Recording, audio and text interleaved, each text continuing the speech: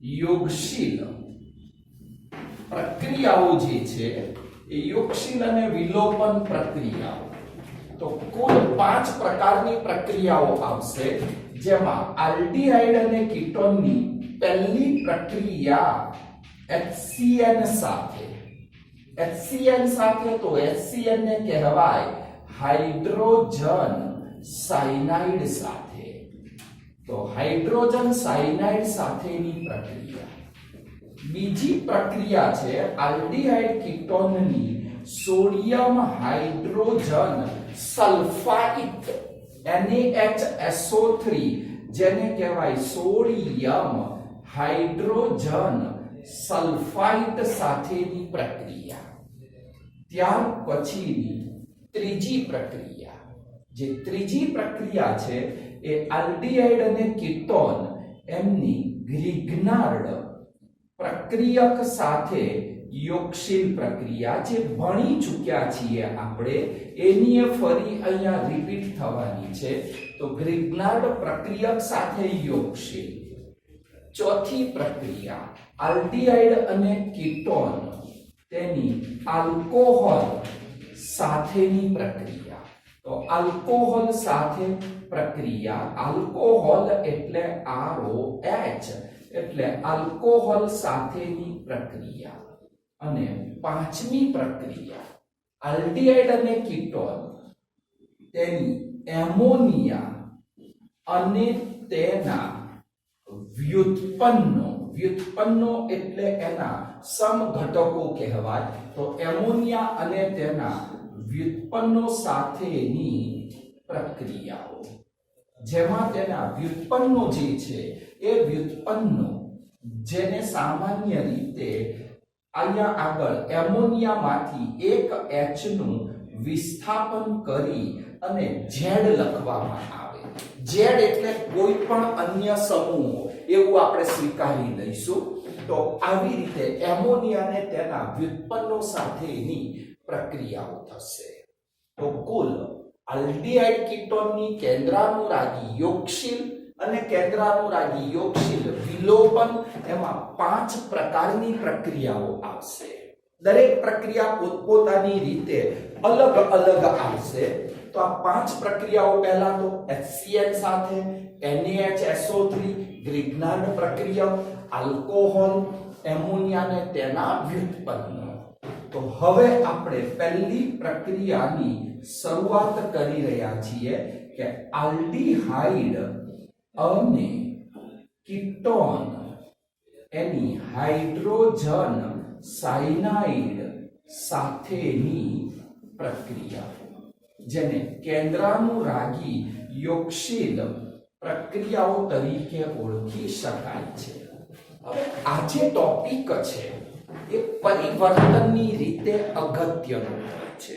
પરિવર્તનની રીતે હવે બને છે એવું કે આલ્ડીહાઇડ કીટોનની HCN સાથે પ્રક્રિયા કરવી છે, પણ અહીંયા આગળ હાઇડ્રોજન સાયનાઇડ એને અતિ નિર્બળ એસિડ કહેવાય. તો HCN એ અતિ નિર્બળ એસિડ છે, અને શુદ્ધ અવસ્થામાં હોય ત્યારે અતિ નિર્બળ એસિડ તરીકે તમે ઓળખી શકો. એટલે કે શુદ્ધ હાઇડ્રોજન સાયનાઇડ એ અતિ નિર્બળ એસિડ છે, ને અતિ નિર્બળ એસિડ હોવાથી એ રાસાયણિક પ્રક્રિયામાં એની પ્રતિક્રિયાત્મકતા બહુ ઓછી છે. પ્રતિક્રિયાત્મકતા ઓછી, પોતે અતિ નિર્બળ એસિડ માટે એ પ્રક્રિયામાં ભાગ લેવા માટે શક્તિમાન હોતો નથી. એને શક્તિમાન બનાવવો હોય તો એને આપણે સક્રિય કરવો પડે, કે પોતે અતિ નિર્બળ હોવાથી એને સક્રિય કરવો પડે. ને સક્રિય કરવા માટે ઉદ્દીપક તરીકે આપણે બેઝ રાખવો પડે. તો શુદ્ધ HCN અતિ નિર્બળ એસિડ હોવાથી તેની સક્રિયતા અથવા પ્રતિક્રિયાત્મકતા વધારવા માટે બેઝ ની હાજરી છે, એ બેઝની હાજરી જરૂરી હોય છે. માધ્યમની હાજરીમાં પોતે ઉદ્દીપિત થાય અને તેમાંથી પ્રબળ કેન્દ્રાનુરાગી પ્રક્રિયક Cn-1 ઉત્પન્ન થાય છે અને એ પ્રબળ કેન્દ્રાનુરાગી પ્રક્રિયક ઉત્પન્ન થાય એ પછી આલ્ડીહાઇડ અને કીટોન સાથે પ્રક્રિયા કરે તો સૌ પ્રથમ હાઇડ્રોજન સાયનાઇડ અતિ નિર્બળ એસિડ એ અતિ નિર્બળ એસિડ હોવાના લીધે બેઝિક માધ્યમ રાખવું પડે બેઝની હાજરીમાં એને ઉદ્દીપિત કરવો પડે એ ઉદ્દીપિત કરો એટલે આનો H+ OH- સાથે જોડાય H2O દૂર થાય અને Cn માંથી Cn-1 ઉત્પન્ન થાય તો આવી રીતે કેન્દ્રાનુરાગી પ્રક્રિયક Cn- ઉત્પન્ન થાય પણ આ પ્રક્રિયા છે એ પ્રતિવર્તી પ્રકારની હોય છે તો આ જે ટોપિકની મોટા ભાગની બધી જ પ્રક્રિયાઓ પ્રતિવર્તી હોય એટલે પ્રથમ તબક્કામાં HCl માંથી Cn- ઉત્પન્ન થાય હવે એ Cn- ઉત્પન્ન થયું પ્રબળ કેન્દ્રાનુરાગી તેની હવે આલ્ડીહાઇડ કે કીટોનમાં રહેલા કાર્બોનિલ સમૂહ એ કાર્બોનિલ સમૂહ જેના ધનવીજભારિત કાર્બન એના ઉપર એનો હુમલો શક્ય બને એ Cn- પોતે પ્રબળ કેન્દ્રાનુરાગી બને તરત જ કાર્બોનિલ કાર્બન એના ઉપર હુમલો કરી નાખે હુમલો કરે એટલે Cn- કાર્બન તરફ પોતે આકર્ષાય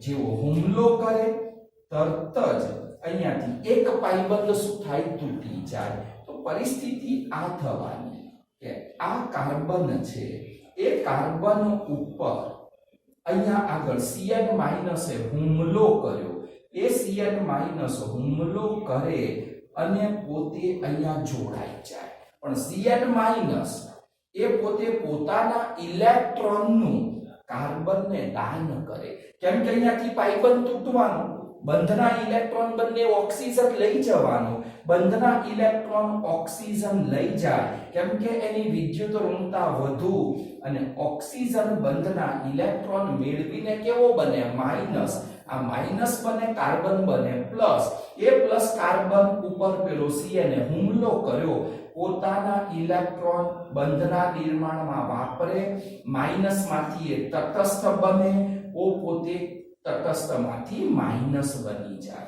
તો આવી રીતે આપણને આવો આલ્કોક્સાઇડ આયન પ્રાપ્ત થઈ શકે છે તો આવી રીતે મધ્યવર્તી આલ્કોક્સાઇડ આયન બને જેને ચતુષ્ફલકીય આયન તરીકે ઓળખી શકાય આ મધ્યવર્તી નિપજ આપણને પ્રાપ્ત થઈ જેને કહેવામાં આવે ચતુષ્ફલકીય આયન તરીકે ઓળખી શકાય હવે આ જે સમચતુષ્ફલકીય આયન બન્યો એ સમચતુષ્ફલકીય આયન એનું આગળના તબક્કામાં બને શું તો કે આ HCl માંથી Cn- તો કાર્બન સાથે જોડાઈ ગયો પ્રોટોન H+ છે જે હજુ અહીંયા આગળ મુક્ત છે H2O માંથી એ મુક્ત થાય અને હવે પ્રોટોન H+ આ ચતુષ્ફલકીય આયન ઓક્સાઇડ આયન ઉપર હુમલો કરે અને H+ O- સાથે જોડાય H+ જોડાયો O- સાથે અને અહીંયા શું બની જશે OH બની જશે તો આવી રીતે આ પ્રક્રિયા શક્ય બની તો એક પોઈન્ટ આપણો આ પતી ગયો કે HCl નિર્બળ એસિડ હોવાથી બેઝની હાજરીમાં એની પ્રક્રિયા થઈ એટલે કે બેઝ વડે તેને ઉદ્દીપિત કર્યો એ Cn- કાર્બોનિલ કાર્બન ઉપર હુમલો કરે એ કાર્બોનિલ કાર્બન એની સાથે Cn જોડાઈ જાય પાઇબંધ તૂટે તમને આ આલ્કોક્સાઇડ આયન મળ્યું જેને સમચતુષ્ફલકીય આયન કહેવાય ત્યાર પછી એ જે સમચતુષ્ફલકીય મધ્યવર્તી નિપજ મળી એની અંદર પેલો HCl માંથી H+ પાછો પ્રોટોન હુમલો કરે O- સાથે H+ જોડાય તો અહીંયા આગળ આપણને OH પ્રાપ્ત થઈ શકે છે। ટૂંકમાં સરવાળે તો થયું શું કે કાર્બોનિલ કાર્બન છે, ખાલી સમજવા પૂરતું આ કાર્બોનિલની HCl સાથે તમે બેઝિક માધ્યમમાં પ્રક્રિયા કરી, ઓની સાથે H જોડાયો, પાઈબંધ તૂટ્યો અને C ની સાથે સરવાળે શું જોડાયો? Cl, એટલે C ની સાથે Cn જોડાય, ઓની સાથે H જોડાય, તો સરવાળે તો આ જ પ્રક્રિયા થઈ। હવે અહીંયા આગળ આજે તમને નિપજ મળી, પ્રક્રિયા કેવી છે? પ્રતિવર્તી પ્રકારની છે। પ્રતિવર્તી પ્રકારની એટલે આમાંથી તમને આ નિપજ મળી, એમાંથી ફરી પાછું આ પણ મળે, પરંતુ આ પ્રાપ્ત થયેલ જે નિપજ છે એનું આગળ તમે જળ વિભાજન કરો તો સાયનાઇડ સમૂહ છે, જળ વિભાજન કરો, એસિડિક જળ વિભાજન તમે આગળ ભણી ચૂક્યા છો કે સાયનોનું એસિડિક જળ વિભાજન થાય તો Cl ના બદલે COOH પ્રાપ્ત થઈ શકે છે। હવે ભૂખ પ્રમાણે આટલો પોઈન્ટ તમારો પૂર્ણ થયો કહેવાય। તો જુઓ બુકની અંદર નજર નાખો પહેલા તો પેજ નંબર 367 બુક રાખજો ખુલ્લી ભાઈ।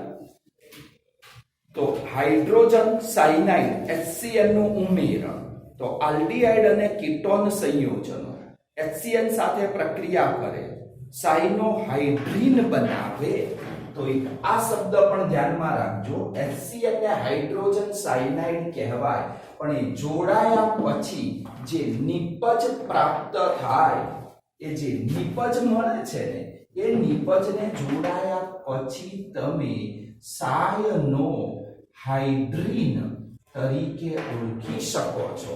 એટલે કાર્બોનિલ સાથે HCl જોડાય, અંતિમ નિપજ સાયનોહાઇડ્રીન મળે। આ પ્રક્રિયા શુદ્ધ HCl સાથે અતિ ધીમી, કેમ તો કે અતિ નિર્બળ એસિડ, તેથી આ પ્રક્રિયાને બેઝ વડે તમે ઉદ્દીપિત કરો છો અને ઉત્પન્ન થતો સાયનાઇડ આયન જે બાજુની પ્રક્રિયામાં આપ્યો એ પ્રબળ કેન્દ્રાનુરાગી કાર્બોનિલ સંયોજન CO એમાં ઉમેરાય અને અનુવર્તી છેલ્લે સાયનોહાઇડ્રીન બનાવે છે। પણ ત્યાં ઉલ્લેખ કર્યો છે કે આ સાયનોહાઇડ્રીન ઉપયોગી સંશ્લેષિત મધ્યવર્તી સંયોજન છે। તો આ મધ્યવર્તી સંયોજન છે, અંતિમ નિપજ નથી। તો આના ઉપરથી આપણે આગળ કહી શકીએ કે એ જે સાયનાઇડ ઉત્પન્ન થયો છે એ સાયનાઇડ કાર્બોનિલ કાર્બન ઉપર હુમલો કરે છે।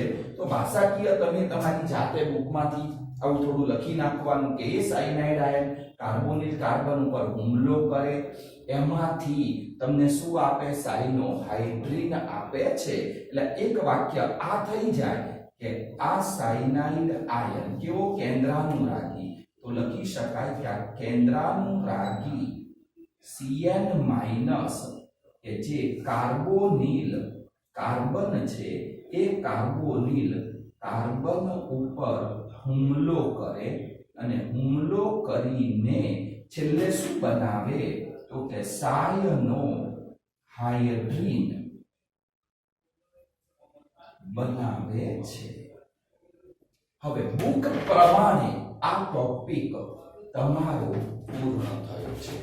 હવે બુક પ્રમાણે તો આ ટોપિક આપણો આખો પૂર્ણ થઈ ગયો, પરંતુ હવે આ ટોપિક પરિવર્તનની રીતે પણ મોસ્ટ IMP છે।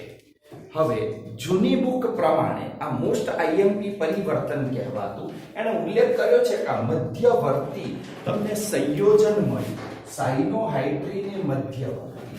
તો હવે પરિવર્તન એની રીતે વિચારીએ તો પહેલા ઉદાહરણ લઈએ, આલ્ડીહાઇડ અને કીટોનના ઉદાહરણ। આપણે દરેકમાં લોકો સામાન્ય સૂત્રો લખે NCERT કોર્સ, પણ એના ઉદાહરણ આપણે આપવા જોઈએ। તો પહેલું ઉદાહરણ આલ્ડીહાઇડ નું આપું છું, હેડિંગ કયું છે પછી લખીએ આપણે પણ સૌ પ્રથમ આલ્ડીહાઇડ CH3CHO જેને કહેવામાં આવે એસિટાલ્ડીહાઇડ. હવે આ એસિટાલ્ડીહાઇડ એની હું HCN સાથે પ્રક્રિયા કરું છું બેઝિક માધ્યમમાં.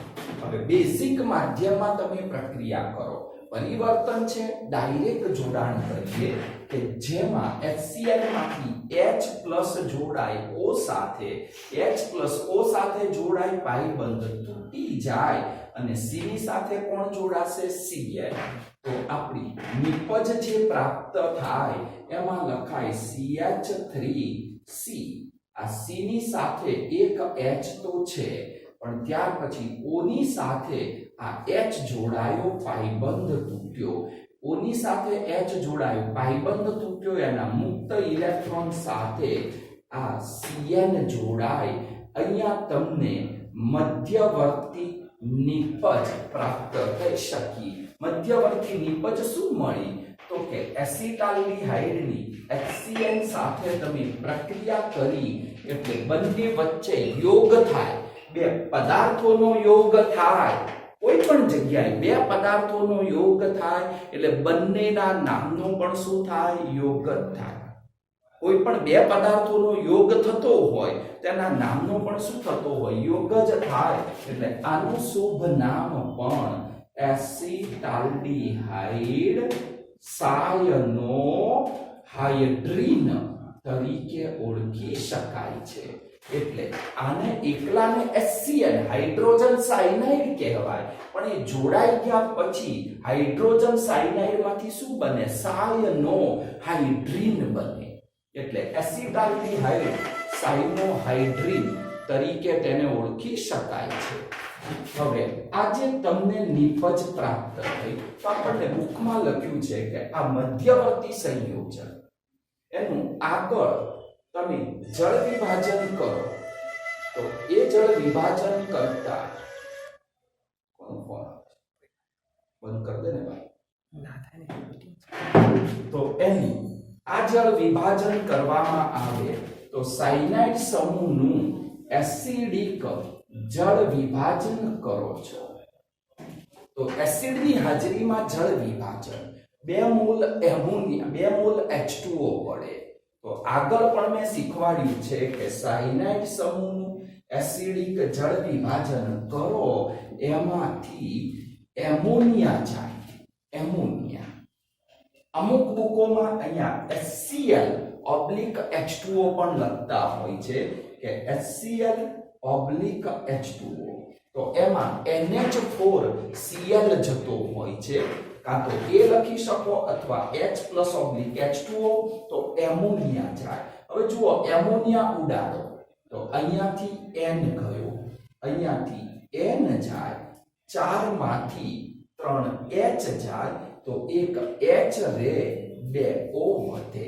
આમાં બાકી શું રહ્યો? Double OH.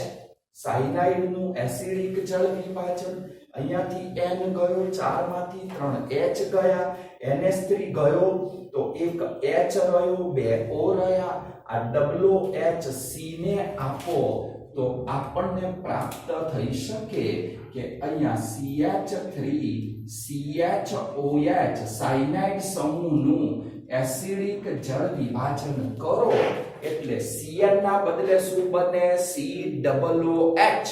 અમુક શબ્દો ડાયરેક્ટ યાદ રાખવાના, જેમ કે CHO આલ્ડીહાઇડ નું ઓક્સિડેશન કરો તો CHO માંથી COOH. એમ સાયનાઇડ સમૂહનું એસિડિક જળ વિભાજન કર્યું, આપણે સમજી લીધું. પણ એ સાયનાઇડ નું એસિડિક તમે જળ વિભાજન કરો એટલે Cl ના બદલે COOH પ્રાપ્ત થાય. આનું IUPAC નામ તો પહેલો અને બીજો કાર્બન, બીજા કાર્બન ઉપર OH અને 2-હાઇડ્રોક્સી પ્રોપેનોઇક એસિડ તરીકે ઓળખી શકાય. હવે 2-હાઇડ્રોક્સી પ્રોપેનોઇક એસિડ જેનું જૂની બુકમાં શુભ નામ લેક્ટિક એસિડ તરીકે ઓળખી શકાય. તો આને લેક્ટિક એસિડ કહેવાય. તો એસિટાલ્ડીહાઇડ માંથી lactic acid 2 hydroxy propanoic acid આપણે મેળવવું હોય તો HCN સાથે પ્રક્રિયા કરવી પડે. હવે અહીંયા આગળ આમાં એક નિયમ આપણે યાદ રાખીશું કે કોઈ પણ પરિવર્તનમાં કાર્બનની સંખ્યા 1 વધે. કાર્બનની સંખ્યા 1 વધે અને એસિડ મેળવવો હોય, કાર્બન 1 વધે ને એસિડ, તો તમારે HCN સાથે યોગશીલ પ્રક્રિયા કરવી પડે. તો અહીંયા HCN માં C હોય એટલે કાર્બનમાં શું કરે? વધારો જ કરે. 10મા ચેપ્ટરમાં હેલો આલ્કેન, એમાં કાર્બન વધારવો હોય તો KCN સાથે, ઇથેનોલિક KCN સાથે પ્રક્રિયા કરો. 12મા ચેપ્ટરમાં કાર્બન વધારવો હોય તો તમે આલ્ડીહાઇડ કે કીટોનની HCN સાથે પ્રક્રિયા કરો. તો ઉદાહરણ આપણું આ થયું. એમાંથી પરિવર્તનની રીતે કહીએ તો એસિટાલ્ડીહાઇડમાંથી, આ કોઈ થિયરી નહીં આવે, પરિવર્તનમાં જ કામ લાગશે. તો એસિટાલ્ડીહાઇડમાંથી લેક્ટિક એસિડ અથવા તો લેક્ટિક એસિડના બદલે આપણે લખી શકીએ 2 હાઇડ્રોક્સી પ્રોપેનોઇક એસિડ. તમને પરિવર્તન જોતા જ ખબર પડે કે એસિટાલ્ડીહાઇડ એમાં કાર્બનની સંખ્યા 2 છે, અહીંયા પ્રોપેનોઇક એસિડમાં 3 છે.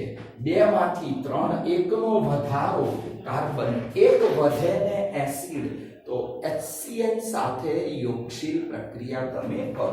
એટલે કે આપણે અહીંયા નોંધ કરીએ કે કોઈ પણ પરિવર્તન હોય એ કોઈ પણ પરિવર્તનમાં એક કાર્બન વધે અને એસિડ મેળવવો હોય તો એસિડ મેળવવા આલ્ડીહાઇડ કે કીટોન હોય એની HCN સાથે યોગશીલ પ્રક્રિયા છે એ કરવી જોઈએ.